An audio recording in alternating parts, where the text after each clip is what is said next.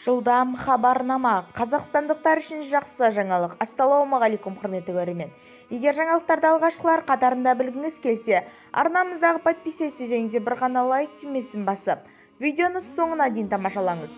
2023 жылдың 1 наурызынан бастап автомобиль көлігі туралы заңның еңгілістер мен өзгерістер күшіне енеді. Заңға азаматтардың жекеленген санаттары үшін қоғамдық көлікте жеңілдікпенен жүруге қатысты қауіпті түзетулер өзгертіледі.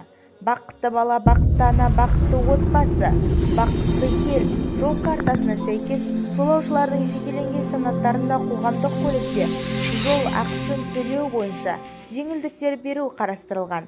Қала маңындағы қатысатын көліктерге алтын алқа, күміс алқалар менен наградталған, бұрын батыр ана атанған ағын, сондай-ақ бірінші және екінші дәрежелі ана даңқы ордендерімен наградталған көп балалы аналар тегін жүреді. Сондай-ақ бір топ мүгедектігі бар адамдарға да қоғамдық көлікте жүру тегін.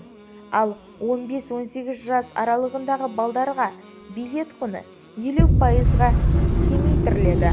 Бұған дейін бұл жеңілдіктер 7 жастан 15 жасқа дейін балдарға пайдаланылып келді.